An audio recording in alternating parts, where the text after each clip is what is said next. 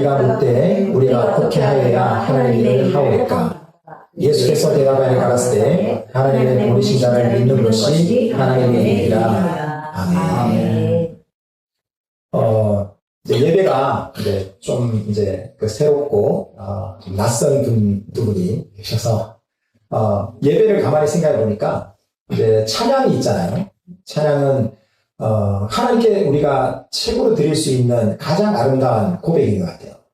왜 우리가 소설을 읽을 때 감동을 받기도 하잖아요.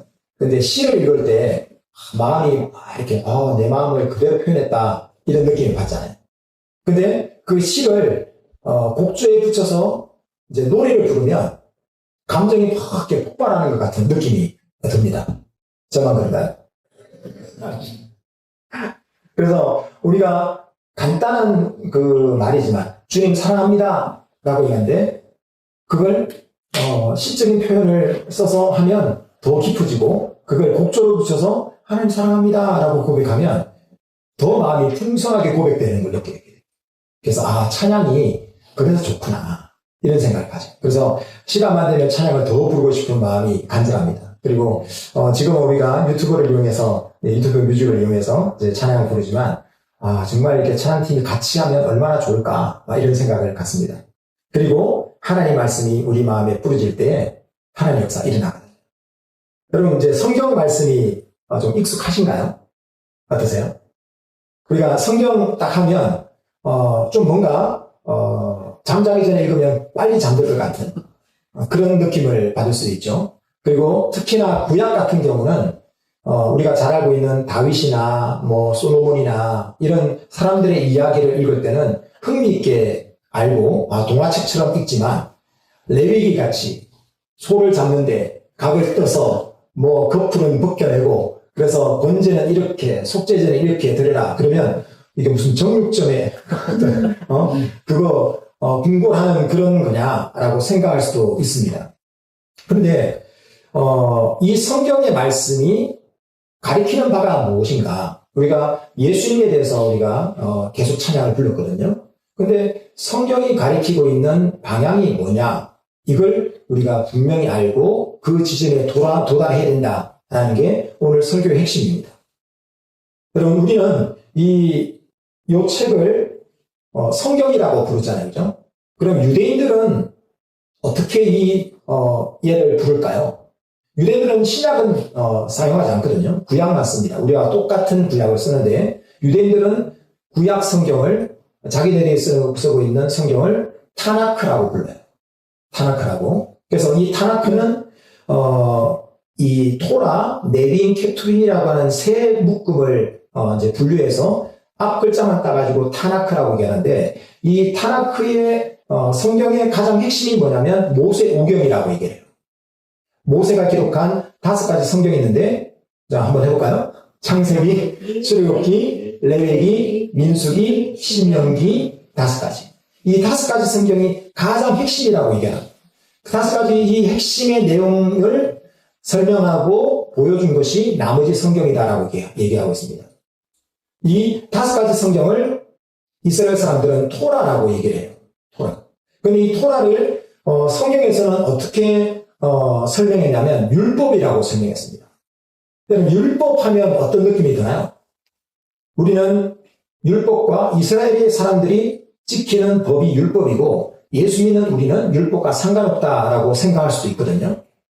그런데 성경 마태복음 5장 17절을 주부에 실어놨긴 했는데 거기 보시면 예수님께서 이 땅에 오신 목적은 율법, 다시 말하면 토라거든요. 토라를 폐하려 오신 것이 아니라 완전하게 하려 오셨다라는 겁니다. 우리가 생각하는 바와 조금 다르잖아요. 그죠? 그리고 로마서 10장 4절에 보면 그리스도는 모든 믿는 자에게 의를 이루기 위하여 율법, 토라의 마침이 되시니라 라고 되어 있습니다. 마쳤다라고 하는 이 뜻은 완성했다, 목표점에 다다랐다라는 뜻이거든요. 그러니까 예수 믿는 사람들을 위해서, 그 이름을 믿는 자들을 위해서 율법을 완성시키셨다. 그 목적을 이루셨다라고 얘기하고 있습니다. 그러니까 율법이 예수 믿는 사람들과 상관없는 것이 아니다라는 걸 얘기하는 거예요. 그래서 그럼 토라라고 하는 이 단어를 율법으로 해석한 게 맞느냐 좀 생각해 봐야 돼요. 율법은 너무 부정적인 의미를 많이 갖고 있거든요. 그래서 이 토라는 그 뜻을 분석해 보면 이제 그 히브리어의 알파벳은 글자 한자 한자마다 뜻을 갖고 있는데 토라가 이야기하고 있는 단어를 파자해서 이제 읽어보면 활을 쏘아 관역에 정확히 맞추다라는 뜻을 갖고 있어요. 그러니까 모든 사람들로 하여금 마치 궁수가 활을 땡겨서 활쉬를 땡겨가지고 활을 쏘았을 때 그 화살이 휙 날아가지고 표적에 딱 맞는 것처럼 모든 사람들이 하나님으로 하여금 하나님께 그 표적에 맞도록 하나님께 잘 나가서 하나님이라고 하는 목적지에 잘 도착하도록 가르치는 가르침, 교훈이다라는 겁니다. 그러면 율법이라고 하는 개념이 조금 바뀌죠. 그죠? 율법이 우리와 상관없는 것이 아니라 율법을 읽다 보면 누구를 알게 되느냐? 예수님을 알게 되는 거예요. 예수님의 성품을 알게 됩니다. 예수님이 하신 일을 알게 되는 거예요. 그 예수 믿는 사람들이 어떻게 살아갈지에 대한 기준을 세우게 된다라는 것이죠. 그래서 오늘 이 토라, 율법이라고 하는 다시 말하면 구약 성경의 가장 중요하다고 하는 핵심이 되는 그러니까 성경이 말하고 있는 바는 무엇이냐? 그것은 바로 예수님께 우리가 다 있어야 된다. 그래서 요한복음 5장 39절의 말씀을 보면 너희가 성경에서 영생을 얻는 줄 생각하고 성경을 상고하거니와 성경을 우리가 읽잖아요. 그죠? 예수 믿는 사람은 성경을 읽습니다. 성경을 읽고 생각해 보는데 이 성경을 읽다 보면 누구를 만나게 되느냐? 예수님을 만나게 된다. 그래서 성경을 상고하거니와 이 성경이 곧 내게 대하여 증거하는 것이다. 그러시면서 이게 요한복음 5장이거든요. 요한복음 5장 다음에는 요한복음 몇 장일까요? 6장입니다. 대단히 어려운 질문을 잘 대답하셨습니다. 요한복음 5장 다음에 요한복음 6장이 오는데 요한복음 5장 마지막 부분에 너희가 성경에서 영생을 얻는 줄 생각하고 성경을 상고하니거니와 이 성경이 곧 내게 대하여 증거하는 것이다 라고 얘기하고 나서 요한복음 6장에 뭐가 나오냐면 오병이의 사건이 나와요. 근데 오병이의 사건을 기록한 요한복음 6장은 엄청 길어요. 엄청 길어서 읽는데 다른 장보다 시간이 많이 걸립니다. 그러면 그만큼 하고 싶은 이야기가 많다는 거예요. 근데 오병이의 사건은 마태, 마가, 누가, 요한복음 이걸 사복음서라고 얘기하는데 여기 다 나와요. 관점이 다르게 이 부분도 얘기하고 이 부분도 얘기하고 이 부분도 얘기하면서 전체적인 그림을 그리도록 만드는데 그 완성이 뭐냐면 요한복음 6장에 나오는 오병이의 사건이다라는 거죠. 그래서 오병이의 사건은 뭘 얘기하느냐? 예수님에 대해서 얘기하는 거다. 앞에 얘기했잖아요. 그리고 마지막에 요한복음이 끝날 즈음에 요한복음 20장에도 예수께서 하나님의 아들 그리스도심을 믿게 하려고 이 성경을 썼다라는 거예요. 그러니까 성경을 읽으면 누구를 발견해야 됩니까? 예수님을 발견해야 돼요. 그 안에서 장사법을, 경제법을, 의식법을 발견하는 게 중요한 게 아니라 예수님을 발견하는 게 가장 중요하다는 거예요. 그런데 그래서 이제 오늘 이야기 속으로 들어가려고 합니다. 이야기 속으로 어떤 이야기요? 오병이의 이야기 속으로 들어가겠습니다. 때는 바야흐로 6월절이 되었습니다. 여러분 6월절 하면 이스라엘에는 여호와의 절기라고 하는 7대 절기가 있어요. 그 중에 시작이 6월절입니다. 이스라엘 민족이 시작된 게 언제부터 시작되느냐? 이스라엘 백성이 이집트에서 종살이 하다가 거기서 구출되어지는 그때부터 시작해서 하나님 백성의 삶이 시작되는데 그 시작이 6월절이었어요. 이집트에 종살이를 할 때 이집트가 자기 노동력을 보장해주고 자기를 좀 도와주는 그러니까 자기의 피지배 민족인 이스라엘 백성들을 그냥 쉽게 내보내지 않죠. 그래서 하나님께서는 그들을 내보내기 위해서 10가지 재앙을 이집트에 쏟아붓습니다. 쏟아부은 이유는 하나님이 하나님이라는 걸 보여주기 위해서예요. 그리고 이스라엘 백성들이 출애굽에서 나올 때 우리를 이끄시는 하나님이 전능하신 하나님이야. 이집트에 얼마나 많은 신이 있어요. 그 신을 다 이기고 우리를 이끄신 하나님이 최고야. 이걸 알도록 하기 위해서 하나님은 10가지 재앙을 그 이집트에 쏟아붓습니다. 왜 10가지냐? 그 유대인들 리더라시에 보면 사람의 손가락이 몇 개예요? 10개죠. 그래서 밧줄을 잡고 있어요. 끝까지 놓치지 않으려고 잡고 있는데 손가락을 하나씩 펼칠 거예요. 그래서 10가지 재앙이 있다. 이런 얘기를 해요.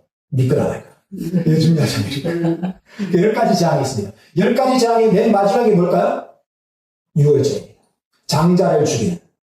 그래서 이스라엘에게 이제 너희가 장자가 사망이 지나갈 텐데 너희가 양을 잡아서 이제 여기 문이 있는데 이게 좌우 설주라고 해요. 설주 기둥이 있고 그리고 여기 위쪽에 있는 인방이거든요. 옛날에는 이제 벽돌을 쌓아서 하잖아요. 그래서 기둥을 세우고 그 위에 널따란 이제 인방을 세워서 그 위에 또 쌓기 시작합니다.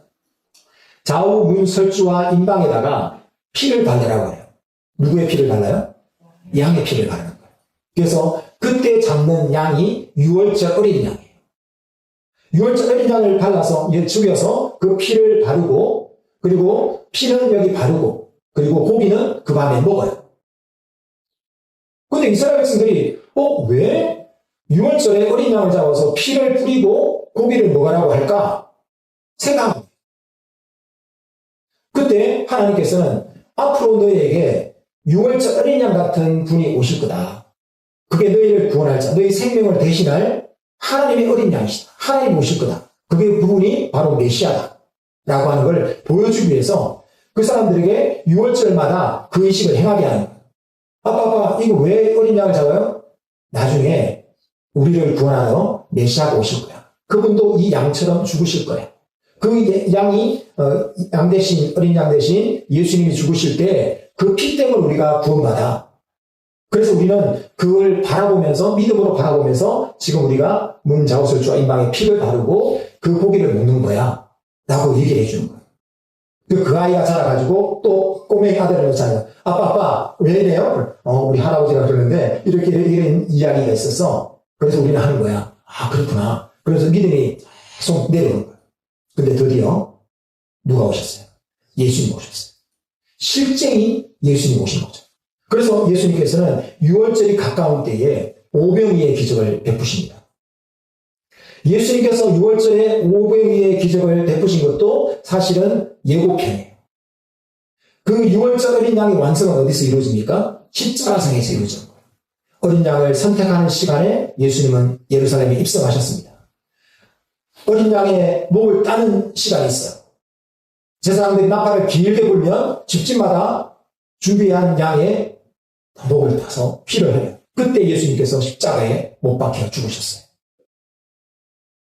그리고 그 다음에 이제 무교병을 먹는 그 시간에 예수님께서는 장사되어서 이제 무덤에 들어가게 된 거죠. 그리고 초실절이 되었을 때 예수님은 다시 부활하는 똑같은 모양을 예수님께서는 완성해 주었습니다. 이 모습을 이스라엘 백성들은 이미 여호와의 절기를 통해서 행하고 있는 거예요. 행하고 있으면서 이게 이거였어? 이게 어린 양이 이분이셨어? 라고 알게 되도록 주님 말씀해 주셨다는 거죠. 근데 그 예고편이 뭐라고요? 오병이의 사건이다. 오늘 이 오병이의 사건을 통해서 고린도전서 5장 7절 말씀은 유월절 양, 곧 그리스도께서 희생이 되셨느니라 라고 분명하게 얘기하고 있습니다. 유월절 양이 누구십니까? 그리스도 예수께서 우리를 위해서 몸짓고 피를 흘리셔서 죽으셨다. 그래서 그 피와 그 살이 우리를 살린다라는 사실을 보여주고 있는 것입니다. 오늘 오병이의 사건, 유월절에 이루어졌습니다. 그 시작의 이유는 바로 하나님의 불쌍히 여기는 마음이에요. 정말 사랑하는 사람이 안타까운 형편에 있을 때 너무 마음이 찢어지도록 아프잖아요. 그걸 긍휼이라고 얘기합니다. 불쌍히 여기는 사랑. 그걸 긍휼히 여기는데 예수님께서는 이 이스라엘 백성들을 바라보면서 이들이 목 잡는 양 같다라고 하면서 불쌍히 여기는 사랑의 마음을 가집니다. 긍휼히 여기셨다라고 얘기하는 거예요. 이들은 병들었습니다. 굶주렸습니다. 박해를 받았어요. 억울한 자들이 너무 많아요. 왜냐하면 양에게는 목자가 제일 중요한데 그 목자가 없어요. 양처럼 미련한 짐승이 늑대나 포식자들에게 자기를 지킬 수 있는 힘은 아무것도 없습니다. 포식자가 없더라도 양은 여러분 해외 토픽에 보니까 들에 다니다가 잡힌 양을 보셨죠, 그죠? 털이 막 뒤집어 써가지고 그 진드기가 있고 막 그 털이 써가지고 목자가 없으면 양은 살 수 없는 존재가 양이에요. 예수님께서는 우리를 바라보시면서 우리가 목자 없는 양처럼 우리가 고통당하고 있다. 병들었다. 가난하다. 억울한 존재가 됐다라고 말씀하시면서 그들을 이제 베스다 광야로 모십니다. 그들이 예수님이 치료하시는 그 소식을 듣고 그 당시 무슨 의사가 있겠어요, 그죠? 막 질병에 고통당하다가 예수님이 우리를 고쳐주신데 누가 고침받았대. 그러니까 예수님을 찾아 이제 나옵니다. 근데 그들을 예수님께서 일일이 고쳐주시다가 그들이 너무 기진하고 먹을 것이 없는 걸 보시고 물고기 2마리와 보리떡 5개로 그들을 먹이십니다. 5,000명을 먹이세요.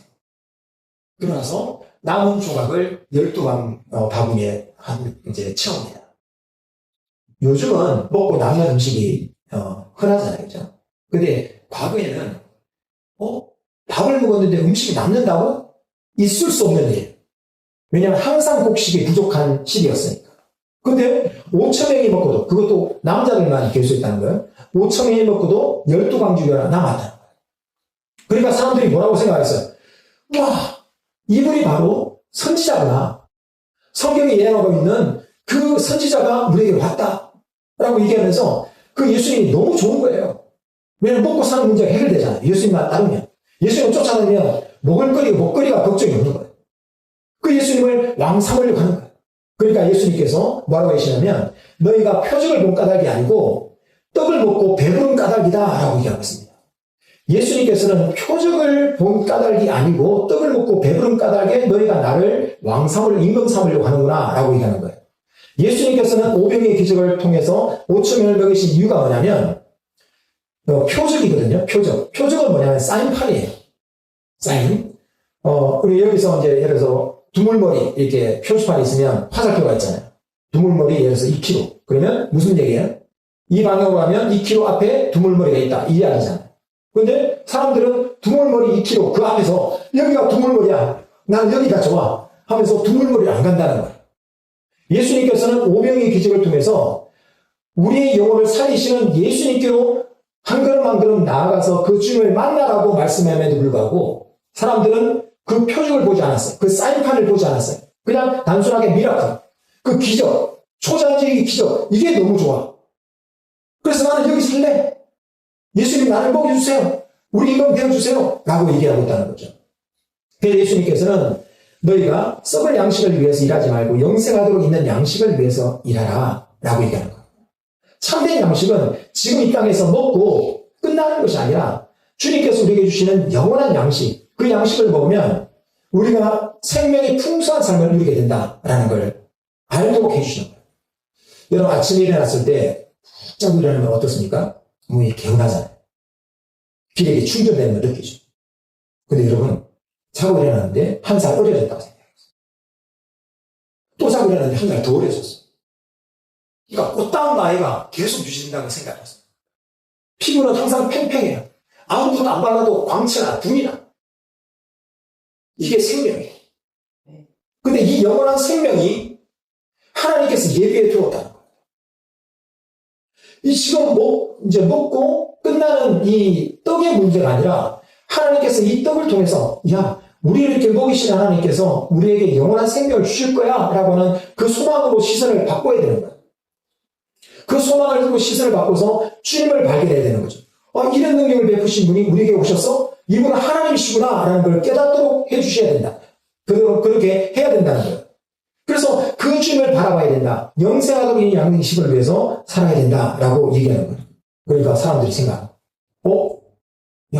지금 먹는 떡도 좋은데 이거보다 더 좋은 영생한 양식이 있다고? 어때요? 너무 좋은 거예요. 아니 한 번 먹고 끝나는 게 다음에 아침 먹고 점심 먹고 저녁 먹고 하는 게 아니라 계속해서 먹을 수 있는 영생한 양식이 있다고? 깜짝 놀란 거예요. 그러면서 이 사람들이 눈이 번쩍 돼가지고 주님 그러면 우리가 그 양식을 먹도록 하겠습니다. 어떻게 하면 주님 일을 할 수 있습니까? 라고 얘기하는 거예요. 근데 예수님 뭐라고 얘기하십니까? 하나님께서 보내신 일을 믿는 것이 하나님의 일이니라 라고 얘기하는 거예요. 하나님 내가 주님 일을 하고 싶습니다. 무엇을 해야 합니까? 어떤 순종을 해야 이 복을 받을 수 있을까요? 어떤 율법을 지켜야 되나요? 얘기하는 거예요. 그때 예수님이 뭐라고 하시다고요? 하나님께서 보내신 이를 믿는 것이 하나님입니다. 첫 번째, 하나님께서 보내신 자라는 예수님은 하나님이 보내신 자예요. 요한복음은 여러분 이제 요한복음을 한번 쭉 읽어보시면 상당히 유익이 있습니다. 요한복음 1장에는 태초에 말씀이 계시니라라고 되어 있어요. 이 태초는 창세기 1장에 나오는 태초에 하나님이 천지를 창조하시니라는 그 태초하고 시점이 완전히 달라요. 태초에 말씀이 계시냐. 이 세상이 만들어지기도 전에 하나님께서 태초에 말씀으로 계셨습니다. 근데 이 말씀은 누구라고요? 하나님이라는 거예요. 그 하나님의 말씀이 기록된 게 뭐예요? 성경이에요. 그러니까 이 성경 속에서 누구를 발견할 수 있습니까? 예수님을 발견할 수 있어요. 하나님을 발견할 수 있는 거예요. 근데 그 태초에 계신 하나님께서 육신을 입고 이 땅에 오셨어요. 그게 요한복음에 기록되어 있어요. 1장. 그러니까 말씀이 육신되어 우리 가운데 거하시니 우리가 봄에 독생자의 영광이요 은혜와 진리가 충만하더라 라는 거예요. 예수님을 볼 수 있는 눈이 탁 열리니까 하나님을 보이는 거예요. 말로만 얘기했던 그 하나님이 실제로 우리가 만질 수 있고 가서 안길 수 있는 그런 하나님을 보인다. 이 놀라운 사실이 되는 거예요. 그래서 이 예수님이 누구냐? 성경이 증거하는 분이 누구냐? 모든 사인은 바로 예수님을 향해 있다. 성경이 증거하는 것은 예수님이시고 또 오병이를 통해서 우리에게 보여주고 하는 것이 뭐냐? 그는 바로 예수입니다. 율법 토라가 얘기하는 바가 누구냐? 그 예수님께 타 있어야 된다라고 얘기하고 있는 거예요. 그래서 우리는 어떤 인간을 해탈한 인간을 믿는 것이 아니라 어떤 고난을 열심히 겪어가지고 덕도한 사람을 믿는 것이 아니라 하나님을 믿는 게 하나님을 믿는 거예요. 그 예수님, 말씀이 육신되어 우리 가운데 오신 그 예수님이 나를 위해서 어떤 대가를 치르셨고 어떤 죽음을 했고 우리를 위해서 어떤 일을 지금 계획하고 계신지를 깨닫고 그 주님을 믿는 믿음을 갖고 우리는 살아가고 있다는 거예요. 그래서 우리는 먼저 예수님이 어떤 분인지를 알아야 되는 거예요.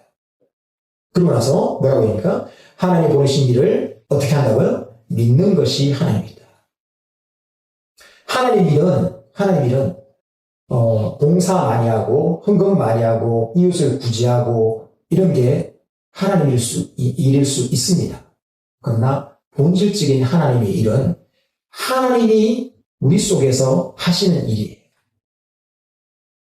우리 속에서 하시는 일. 주님이 내 안에 오셔서 내게 생명 주시고 구원 주시는구나. 하나님이 나의 삶을 이끌고 계시는구나. 이걸 아는 것이 이 일이 하나님 일이다라고 하는 사실을 믿는 것이 하나님 일이라는 거예요. 여러분 알고 계신가하고 좀 다르죠. 하나님 일을 하나님 일이 된다. 그래서 성경에 보면 마태복음에도 나오죠. 무엇을 먹을까, 무엇을 입을까, 무엇을 마실까 생각하지 마라. 그리고 나서 뭐라고요? 먼저 그의 나라와 의를 구하라. 그러면 성도들 마음속에는 지금 내 기도가 이렇게 쌓여있어. 근데 먼저 그의 나라 의를 구하라. 그럼 이 모든 것을 구한다고 했으니까 그래. 먹고 또 올라가. 그렇지. 이거 하지 말고 먼저 그의 나라 의를 구하. 하나님 이 나라 민족을 축복해 주시고 그리고 막 전도하고 이렇게 하면 하나님 내가 구하자는 까지로 더 주신다. 이게 본질이 아니에요.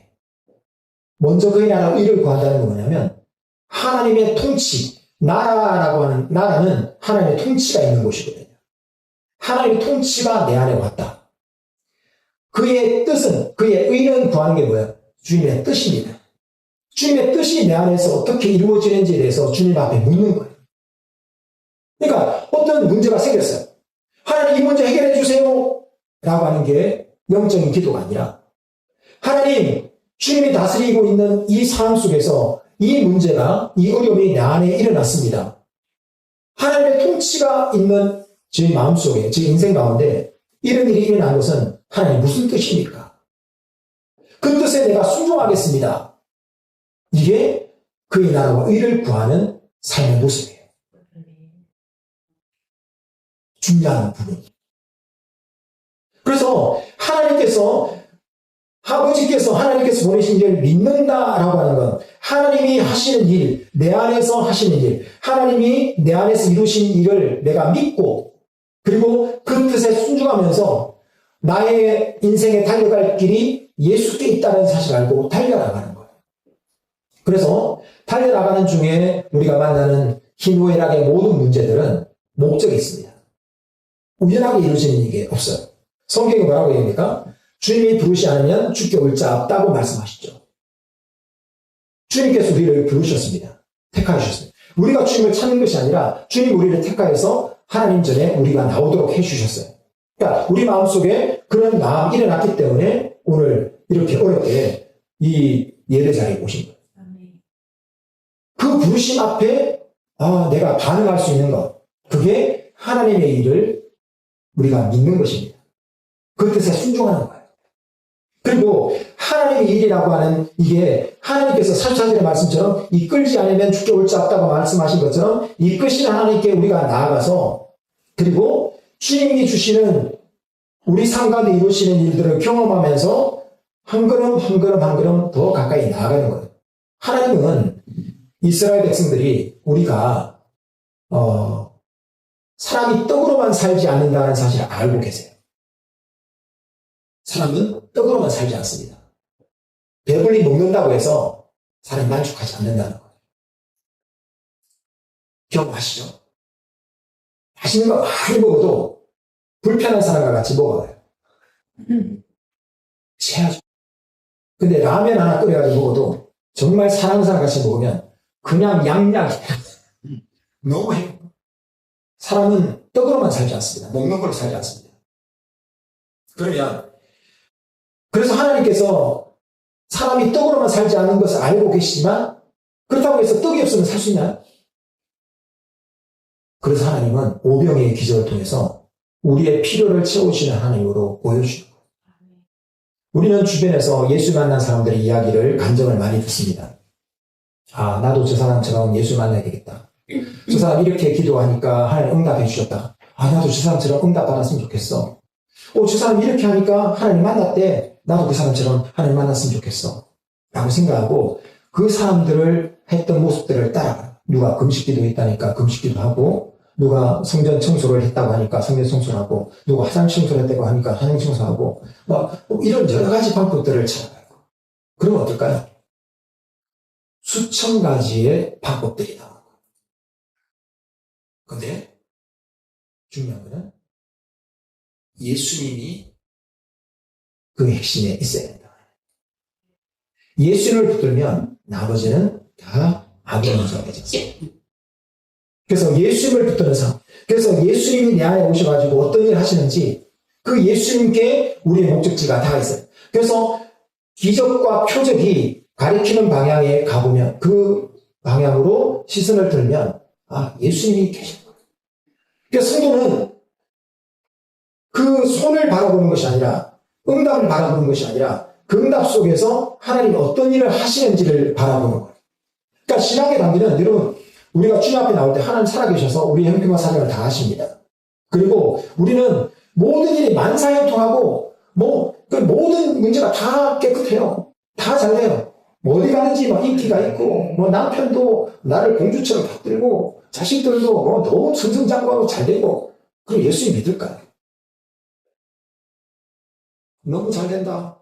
교회 가야 되겠다. 이렇게 하는 사람도 물론 있겠죠. 물론 있겠죠. 몇 명이나 될지 모르겠지만 있겠죠. 그렇지만 우리 인생 가운데 채워지지 않은 뭔가가 있는 거예요. 채우지 않은 빈 마음이 있는 거예요. 그때 우리는 예수님 앞에 나가는 거예요.